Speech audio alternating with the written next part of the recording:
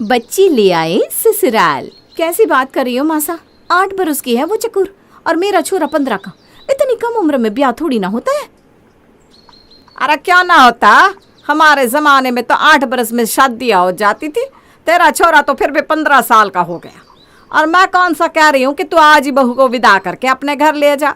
जब बच्चे सयाने हो जाएंगे तो गुना कर लेंगे, लेकिन ब्याह सही उम्र से होता अच्छा लगता है। लड़के और लड़की दोनों को पता होता है कि रिश्ता जुड़ा हुआ है और बच्चों का ध्यान नहीं भटकता। वरना तू आजकल की हवा देख ही रही है, कल को पकड़ लाएगा किसी आरी गारी को, फिर रोती रहना सर पकड़ कर। लेकिन मुझे कुछ ठीक नहीं लग रहा है। अगर मुझे बहू को अभी ब्याह कर अपने घर ले ही नहीं जाना तो ब्याह करने की भी कौन सी आफत है। ब्याह भी तभी कर लेंगे। देख, ये ना हमारे पुरखों के रीति रिवाज है, इसके बीच में टांग मत अड़ाना, वरना मेरे से बुरा कोई ना होगा। जितना कहा है उतना करती जा। पूरे गांव में उससे सुंदर लड़की कोई ना है। तू आंख बंद करके अपने बेटे की शादी उसके साथ कर दे। कल को याद रखेगी कि सास ने खरा सोना दिलवाया था। सास की बार बार कहने पर मुन्नी अपने 16 साल के बेटे की शादी 8 बरस की चकोर से करने को तैयार हो जाती है। हाय, कितनी प्यारी लग रही है मेरी लाडो। बिल्कुल ऐसा लग रहा है जैसे गुड्डे गुड्डिया का ब्याह हो रहा।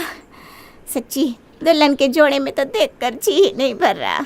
ठीक ही कह रही हो समधन जी, हमारी बहू तो है चांद का टुकड़ा। अब आप इसे हमारी अमानत समझकर संभाल कर रखना। बच्चे जवान हो जाए तब हम चकोर को विदा कर ले जाएंगे। मुन्नी के 2 बेटे थे, बड़ा बेटा शेखर और छोटा कार्तिक। शेखर कार्तिक से पूरे 5 साल बड़ा था। सास हर बात में अपने पुराने विचार, रीति रिवाज बहू और पोते पर थोपा करती थी। बहू मुन्नी ना चाहते हुए भी मन महसूस कर सास की बात को मान लेती। शेखर 10 साल का रहा होगा, तभी से उसका पढ़ाई से मन उचेटने लगा था। मुन्नी बहू ये क्या हरदम छोरे को डांटती रहती है? अरे क्या रखा है इन किताबों में? क्या बने राजकुमार जैसे छोरे के पीछे पड़ी रहती है हरदम तो। अरे माँ जी, मैं कोई इसकी दुश्मन थोड़ी ना हूँ। मैं तो बस यही चाहूँ कि ये पढ़ लिख जाए, अच्छा अफसर बने, हमारा नाम रोशन करे। अब अच्छे से आज पढ़ाई लिखाई करेगा ना, तभी तो कल को इसका भविष्य सुरक्षित होगा। आरा बहू रहने दे, हम पढ़े लिखे ना हैं तो क्या हमारा जीवन नहीं चला? इतनी जमीन जायदाद है हमारी, खेत खलियान, रुपया पैसे की कोई कमी नहीं। हमें किताबों की कोई ज़रूरत ना है। हमारे छोरे तो राज करने के लिए पैदा हुए हैं और राज ही करेंगे। अगर इसका पढ़ने में मन ना है तो जाने दे। दादी की शय पाकर शेखर बिल्कुल उद्दंड हो गया था। पूरा पूरा दिन वो किताब को हाथ भी न लगाता। जब माँ मुन्नी पढ़ने के लिए उसे कहती तो बचकर दादी की ओट में छिप जाता। सास को सामने खड़ा देख मुन्नी भी कुछ ना कह पाती। कुछ दिन बाद, सुनते हैं, देखिए इस तरह से तो काम नहीं चलेगा। अरे माँ जी तो कुछ समझती नहीं है। इस लाड़ प्यार से वो शेखर का जीवन बर्बाद कर रही हैं। आज अगर नींव भी गलत हो जाएगी तो कल को इस पर खड़ी इमारत कैसे सही होगी? वो तो भर भरा कर गिरेगी ही ना। माँ जी का ज़माना और था, अब ज़माना और है। अब अगर बच्चे पढ़ेंगे लिखेंगे नहीं तो पीछे छूट जाएंगे। ठीक कहती है मुन्नी, माँ को समझाना बड़ा टेढ़ा काम है। मेरे पास एक उपाय है, शेखर का शहर के स्कूल में नाम लिखा देते हैं। दादी से दूर रहकर वहीं हॉस्टल में पढ़ेगा तो थोड़ा अनुशासन भी सीख जाएगा। दादी की ज़रूरत से ज़्यादा शह देने के कारण मुन्नी ने अपने बड़े बेटे का एडमिशन शहर के हॉस्टल में कर दिया था। जब से बड़ा बेटा शहर के हॉस्टल गया था तब से दादी छोटे बेटे कार्तिक पर नज़र गड़ाए हुई थी। शेखर की तरह ही अब कार्तिक को हर गलत बात पर सपोर्ट करती और पढ़ाई लिखाई के बारे में गलत बातें उसके मन में बिठाती, जिसके कारण धीरे धीरे कार्तिक भी पढ़ाई से दूर होने लगा था। क्या करूं समझ में नहीं आता। माँ तो कुछ समझने को तैयार ही नहीं है। अपने बड़े बेटे को तो मैंने हॉस्टल में भेज दिया, लेकिन अब क्या करूं? छोटे को भी हॉस्टल भेजकर अपना आंगन सूना कर दूं? नहीं, अरे मैं भी तो माँ हूँ। अपने दोनों बच्चों को हॉस्टल में भेज दूंगी तो मेरा तो जीवन ही सूना हो जाएगा। जब से शेखर गया है मेरा दिल ही जानता है मैं एक एक दिन कैसे बिता रही हूँ। मुन्नी के कारण छोटा बेटा कार्तिक गांव में ही रह जाता है, जबकि बड़ा शेखर शहर जाकर मन लगाकर पढ़ने लगता है। दादी के दबाव देने के कारण ही शेखर से पहले सिर्फ 15 वर्ष की आयु में कार्तिक का ब्याह चकोर के साथ हो गया था। बदकिस्मती से कार्तिक के ब्याह के कुछ ही सालों के बाद अचानक मुन्नी का भी देहांत हो गया। अब घर में दादी का एक छत्र राज हो गया था। जहां एक और शेखर पढ़ लिख कर एक अच्छा इंसान बन गया था, वहीं दूसरी ओर दादी की गलत बातों पर सपोर्ट करने के कारण कार्तिक नशा करना और पैसे को पानी की तरह उड़ाना सीख गया था। शेखर की शादी एक रीना नाम की सुंदर और सुशील लड़की के साथ हो गई। रीना एक पढ़ी लिखी समझदार लड़की थी, लेकिन दादी जी को वो कभी भी फूटी आंख नहीं सुहाई थी। पता नहीं कहाँ से अंग्रेजन पकड़ कर ले आया, मुझे तो ये लड़की बिल्कुल समझ नहीं आती। अरे और तो कोई इतना पटर पटर जुबान चलाना किसने बताया है भला? ये रीना मुझे कतई पसंद ना है, इसीलिए कहती थी छोरों को गांव में ही रखो, ज़्यादा ऊंची उड़ान मत उड़ने दो। ले आया ना ये छोरा शहर की अंग्रेजी बोलने वाली मैम।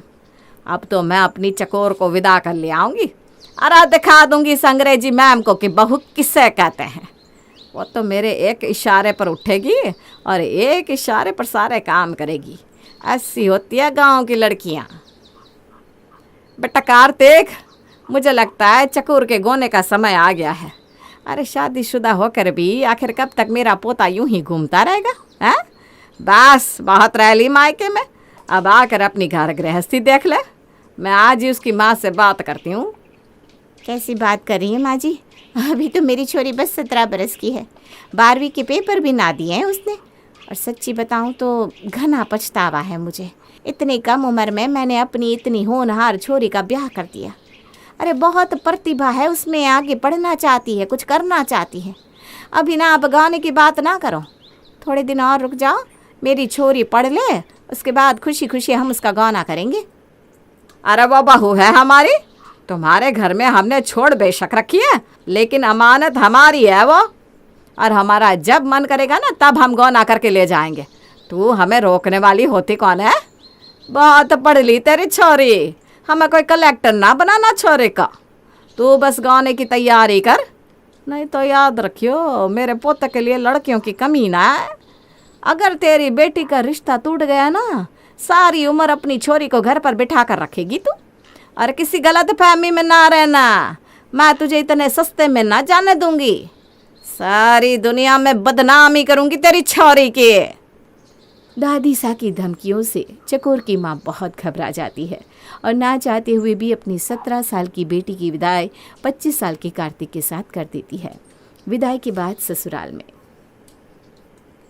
अरे कितनी छोटी सी हो तुम, इतनी जल्दी शादी क्यों कर ली? पढ़ाई लिखाई में मन नहीं लगता क्या? भाभी मुझे तो पढ़ने का बहुत शौक है, लेकिन मेरे माँ बापू ने बचपन में ही मेरा ब्याह करा दिया था। वो तो अभी मेरी विदाई करना भी ना चाहते थे, लेकिन दादी जी ने उन्हें धमकी दी कि अगर मेरी विदाई ना करी तो मेरे माँ बापू की बहुत ही बदनामी करेंगी।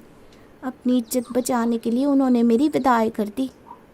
भाभी साहब अब बात करो ना दादी से कि मुझे पढ़ने दे। अच्छा चलो मैं देखती हूँ। अच्छा रे, अब ये किताब कापी छोड़ और घर गृहस्थी में ध्यान लगा। और हाँ, अपनी जेठानी के चक्कर में ज़्यादा ना पड़ा कर, नहीं तो तुझे भी अपनी तरह बना देगी है। दादी जी मेरी परीक्षा है, पढ़ाई नहीं करूँगी तो 12वीं में पास कैसे होंगी? अरे छोरी, तुझे एक बार की बात समझ में ना आवे? मैंने कहा ना अभी किताब कॉपी को चूल्हे में डाल दे और जाकर रसोई में खाना बना। इस रीना के हाथ की तो मुझे एक भी चीज़ पसंद ना आवे। आज तू खाना बनाएगी, और हाँ, खाना बनाने के बाद ये जो कपड़ों का ढेर लगा है ना, ये भी तुझे ही धोना है। लेकिन दादी जी मुझसे अकेले इतना काम नहीं होगा। जाने दीजिए ना दादी जी, काम मैं कर दूंगी, इसे पढ़ाई करने दीजिए। घर के काम तो पहले भी हो ही रहे थे ना, आगे भी होते रहेंगे, बच्ची है अभी ये। देख बड़ी बहू, मेरे बीच में कूदने की गलती आज तो कर दी तूने, लेकिन आगे से कभी ऐसा ना करना। मुझे पता है कब किससे क्या काम कराना है। तू अपने गृहस्थी देख, इसकी चिंता ना कर। दादी जी और कार्तिक भैया से तो किसी भी तरह की उम्मीद करना ही बेकार है। कार्तिक भैया वही बोलते हैं जो दादी जी उनके दिमाग में भरती है। इन दोनों के बीच में ये बेचारी चकोर पीस कर रह जाएगी। पता नहीं क्या सोचकर इसके माँ बाप ने इसका छोटी सी उम्र में ब्याह कर दिया। कितनी प्यारी सी है, लेकिन दादी जी को तब भी इस पर तरस नहीं आता। चकोर, इस तरह घर के काम करते करते तू तो बिल्कुल पागल हो जाएगी। ना तेरी शिक्षा पूरी हुई है और ना तेरा शरीर अभी इतना मजबूत हुआ है कि तू शादीशुदा जिंदगी को निभा सके। सोच कर बता, क्या वाकई तू आगे पढ़ना चाहती है तुझ में हिम्मत यहाँ से निकल पाने की?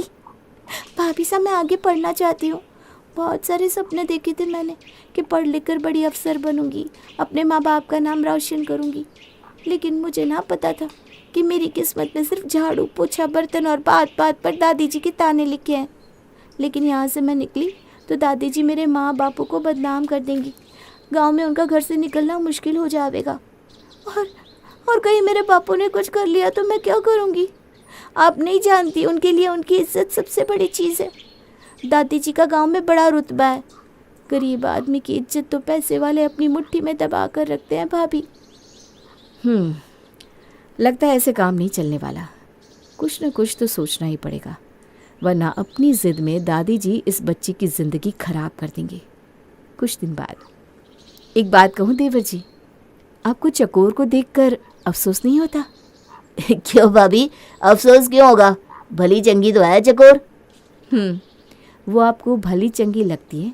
अरे कहाँ आप हट्टे कट्टे शरीर के 25 साल के नौजवान, इतनी अच्छी पर्सनालिटी है आपकी। अरे आपके जैसे लड़की को तो एक से एक खूबसूरत लड़की मिल जाती, जो पढ़ी लिखी भी होती और समझदार भी। जब आपके साथ चलती तो देखकर लोग वाह वाह करते। और आप ब्याह कर ले आए ये 17 साल की चकोर, जो अभी सूखे की मरीज लगती है। न कद है न रंग रूप, और 12वीं भी पास नहीं है। अरे अंगूठा टेक के बराबर है वो। बुरा मत मानना, लेकिन आपके मेल की तो ना है देवर जी। अरे भाभी छोड़ो ना, आप क्या कर सकते हैं, जो होना था हो गया। देखो कार्तिक, अभी भी कुछ नहीं बिगड़ा। अरे दादी के चक्कर में मत पड़ो। दादी के पास 7-8 साल की उम्र है, उसके बाद तो वो चली जाएंगी परलोक। लेकिन आपको तो इस चकोर के साथ सारा जीवन बिताना पड़ेगा। अरे बच्ची है वो छोटी सी, वो आपकी क्या सेवा करेगी? अभी तो आप ही उसे पाल पोस कर बड़ा करोगे, उसके बाद वो आपकी बीवी बनेगी।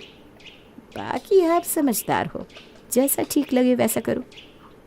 रीना ने आग में घी डाल दिया था और अब तमाशा देखने के लिए एक तरफ हो गई थी। देख रही है दादी जी, आप ऐसी देवरानी लाई हो, ज़रा सा सुख नहीं है मुझे। अरे आज खाना इसके भरोसे छोड़ा था, सारे खाने का सत्यानाश कर दिया। इसमें एक भी सब्जी खाने लायक नहीं बनी, सब जलकर कोयला हुई पड़ी है। लेकिन भाभी मैं तो... अरे चुप कर। एक तो तू अपनी माँ से कोई काम करना सीख कर नहीं आई, ऊपर से मुझसे जुबान लड़ा रही है। अरे कितने दिन में खाना बनाना सीखेगी तू? हैं? रोज खाने का सत्यानाश करके रख देती है। काम की ना काज की, दुश्मना नाज की। दादी जी, कल ना मैंने इसे बर्तन धोने को दिए थे, पता है क्या किया इसने? कांच के सारे बर्तन तोड़ कर रख दिए और स्टील के सारे बर्तन टेढ़े मेढ़े कर दिए। सत्यानाश! अरे तेरी माँ ने एक काम भी ना सिखाया क्या तुझे? जिस काम में हाथ लगाती है उसी का बेड़ा गर्क कर देती है। ऐसी बात नहीं है दादी जी, मैंने तो बहुत अच्छे से सब काम किया था। पता नहीं ये सब कैसे हो गया। देखो तो कैसे पटर पटर जुबान हिला रही है। बस यही एक काम आता है ना इसे। बातें चाहे जितनी बनवा लो। अरे मुझे तो देवर जी के बारे में सोचकर भी तरस आता है। किस्मत ही फूट गई है बेचारी की। ये चकोर ना शक्ल से अच्छी है ना अकल से। सही कह रही है भाभी। अरे भाग्य ही फूट गए मेरे तो। मुझे पता होता ना ये चकोर ऐसी निकलेगी तो मैं इसे विदा करके कभी ना लाता। चकोर को समझ में नहीं आ रहा था कि ये सब उसके साथ क्या हो रहा है, क्योंकि उसने तो बर्तन सब अच्छे से धोकर रखे थे और खाना भी चक्कर देखा था, सब कुछ ठीक ही तो बना था। फिर अचानक बाद में सारा खाना जल कैसे गया। हर गुजरते दिन के साथ रीना अब दादी और कार्तिक के कान भरती, जिससे कार्तिक और दादी दोनों उससे काफ़ी चिढ़े से रहते हैं। अरे दादी जी, आज तो बाल बाल बचे हैं हम लोग। अरे क्यों रे, ऐसा क्या हो गया? अरे वो गांव में आज महिला आयोग वाले घर घर सर्वे कर रहे थे, तभी चकोर उनके सामने पड़ गई। उस अफसर ने उससे उम्र पूछी तो इसने कह दिया ये 17 साल की है। मुझे तो लगा कि वो कुछ एक्शन लेगा, लेकिन वो ना कुछ भी कहे बिना वहाँ से लौट गया। आप मानो या ना मानो, वो अपने साथ पुलिस लेकर फिर आएगा और हम सबको अंदर करवा के ही मानेगा। अरे क्यों अंदर कराएगा? हमने कोई कत्ल कर रखा है क्या? आप समझती ना है दादी सा, चकोर ना अभी 17 साल की बच्ची है। अरे अभी तो बालिग भी नहीं है वो। आपको पता है उसके माँ बाप ने अगर अपनी जान बचाने को ये कह दिया कि हमने उनकी बेटी किडनैप कर रखी है, तो हम पर पता नहीं रेप, अपहरण, चाइल्ड मैरिज जैसे कितने अपराध साबित करके अंदर कर देंगे। ऐसे अंदर की बेल भी नहीं मिलेगी। अरे तू पागल तो नहीं हो गई? हम अपहरण करके क्यों ले आएंगे छोरी को? इसके माँ बाप ने खुद ब्याह किया था 9 साल पहले इसका।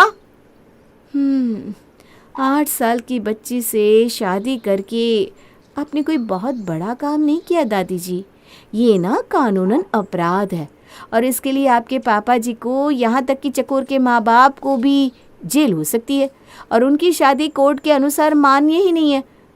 तो 2 बालिग बच्चों की शादी को दुनिया के किसी भी कोर्ट में स्वीकार नहीं किया जाता। भाभी बिल्कुल ठीक कह रही है दादी। अरे जो शादी नहीं है उससे जीवन भर साथ रहने से क्या मतलब है? वापस छोड़ आते हैं मुसीबत को। अरे लेकिन उनकी लड़की की तो सारी दुनिया में बदनामी होगी। वो लोग कैसे अपनी लड़की को ऐसे वापस ले लेंगे? अरे कुछ पैसे मार देना उसके माँ बाप के मुंह पर, मुंह बंद हो जाएगा उनका। कार्तिक 25 का हो गया है, इसके हम उम्र लड़की ढूंढ लेंगे। लड़कियों की कोई कमी थोड़े ना है। ठीक है दादी, फिर मैं ना इसे वापस छोड़ कर आता हूँ। मुझे तो वैसे भी ये पसंद नहीं है। अरे नहीं नहीं देवर जी, आप मत जाओ। गांव के लोग हैं, आपकी बात उनकी समझ में नहीं आएगी।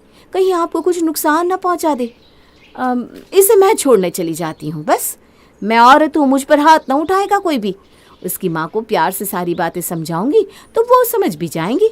रीना चकोर को लेकर उसके गांव की ओर निकल पड़ती है। गांव में पहुंचने के बाद, मैंने आपको क्या समझा था भाभी सा, और आप क्या निकली? क्या मिला आपको ये सब करके? बुद्धू ही रहोगी तुम। अरे ये सब मैंने तुम्हें उस घर से आज़ाद करने के लिए किया है। और ये लो 10 लाख रुपए।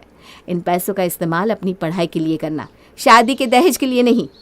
जाओ, खूब पढ़ो लिखो और आगे बढ़ो, और एक अफसर बनकर मिलने ज़रूर आना अपनी रीना दीदी से। क्या आपने ये सारी कहानी मुझे आज़ाद कराने के लिए बुनी थी? मेरी बेटी की किस्मत बदलने के लिए आपका बहुत बहुत शुक्रिया। नहीं तो वो भी 15 साल में माँ बनकर अपना सारा बचपन मेरी तरह बच्चों की देखभाल में ही गुजारती थी। चकोर का जीवन संवारने के लिए उसे रीना मिल गई थी, लेकिन हर बाल बधू इतनी खुशनसीब नहीं होती। इसलिए अपनी बच्चियों को बाल विवाह जैसी कुरीति से बचाएं।